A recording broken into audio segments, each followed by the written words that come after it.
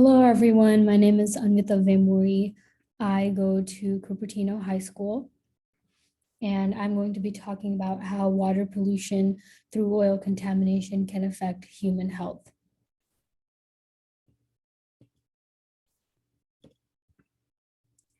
So first, I'd like to start with what is water pollution.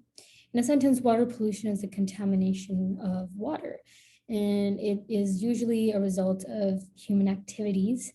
A lot of these activities release harmful substances into different water bodies, such as lakes, rivers, freshwater, groundwater, estuaries, oceans, etc. A lot of these substances can be chemicals, such as microplastics, or they could be microorganisms that are pathogenic. They could even be forms of energy, such as radiation and heat, or they could be any other sediments.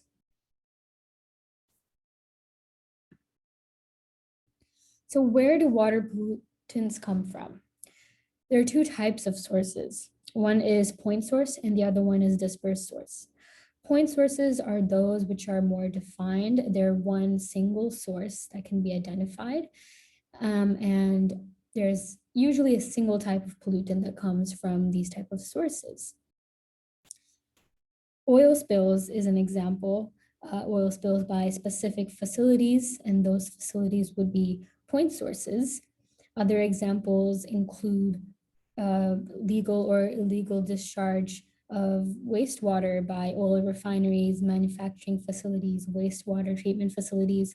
All of these facilities, they're one single source that pollutants are coming from. So they're a point source. And because they originate from a single place, they might be easier to control. For example, there are regulations that are put specifying the limit of discharge that is allowed. Although it is easier to control, it can still affect miles of waterways. The second type of sources are dispersed sources. And this is when contamination does not originate from a single source, unlike the point source, which is why dispersed sources are also called non-point sources. They are more broad and unconfined. Usually substances diffuse from the surroundings into the water. And there are various pollutants that can come from dispersed sources, so it's harder to trace back a pollutant to a specific point source. And due to that reason, these are harder to control because the pollutants come from unconfined areas. So we cannot know for sure where contaminants are coming from. For example, surface runoffs, such as agricultural runoffs. So now I'm going to zoom into a specific type of pollutant, and that's oil. So how does oil contamination happen? There's two major ways. One is through surface runoffs, as we talked about before, dispersed sources. And these are usually coming from roads or streets or parking lots, mostly vehicles, which is why a lot of these oils are petroleum or oils used for vehicles. Another type is oil spills, and these can be very disastrous. There are some listed over here, like the Deepwater Horizon oil spill, Exxon Valdez, and Tasman Spirit, Ecuadorian Amazon. And these are usually point sources. They come from a specific source, as shown over here in the Exxon Valdez picture.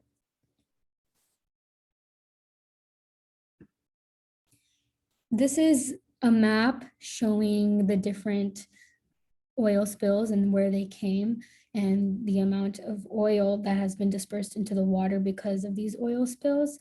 It goes anywhere from 78,000 barrels of crude oil all the way to 714 million barrels of oil spills and oil production toxic waste, with the Ecuadorian Amazon oil spills being the largest. And these are not just one oil spill, but they're several accumulated together.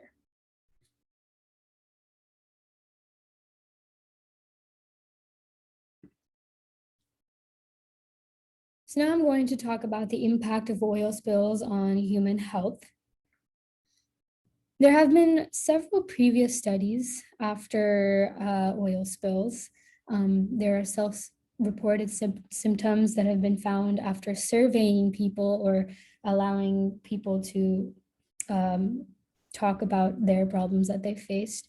And some of them are respiratory problems, irritations such as skin irritations like rashes, itchiness, eye irritations.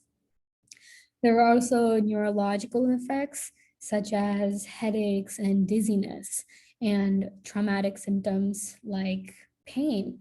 There can also be mental stress. Some people even found PTSD in people who have helped clean oil spills.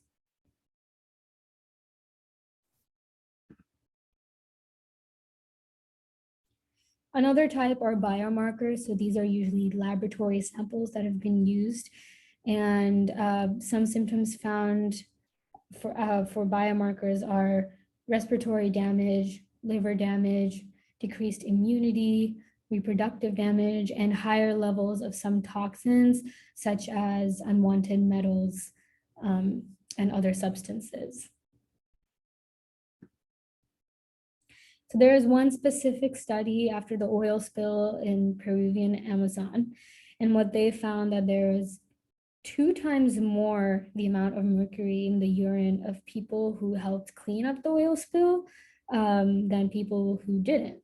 And unnatural amounts of mercury can lead to brain or liver damage.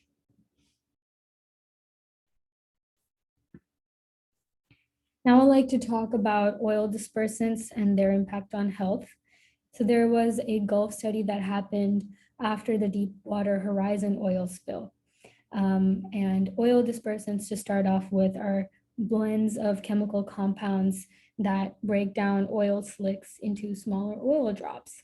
And these smaller oil drops are easier to degrade or dilute with water, so they're used pretty often. And people who came in contact with these oil dispersants faced coughing, wheezing, and irritations, such as skin and eye irritations. There was also another study after the Deepwater Horizon oil spill, also on oil dispersants. And what they did was they grew liver cells in contaminated water, and this water was contaminated with oil and oil dispersants. The cells showed signs of damage, and this could be a potential representation of what happens to human cells when they come in contact with oil dispersants.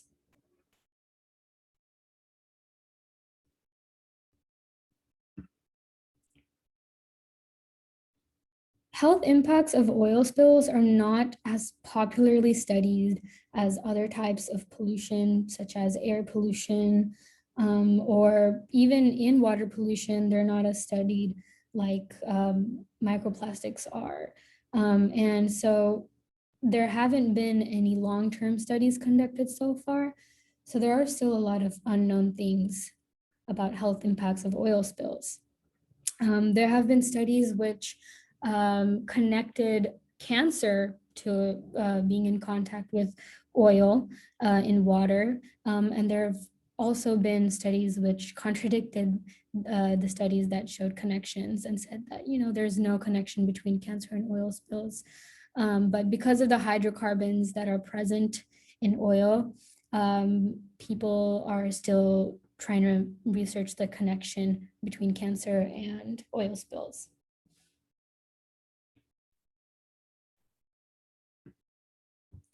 So what can we do? In order to reduce the amount of oil pollution, there should be a reduce in the demand for oil. And this means using less individual vehicles, using more public transportation, eating more locally, asking people to stop supporting oil companies and going for other types of energy, asking institutions to divest in oil companies. And these are, well, not easy tasks because they involve lives and businesses, but it's exciting to see how far we can go. So these are my citations. And thank you so much for listening. Hope you have a good day.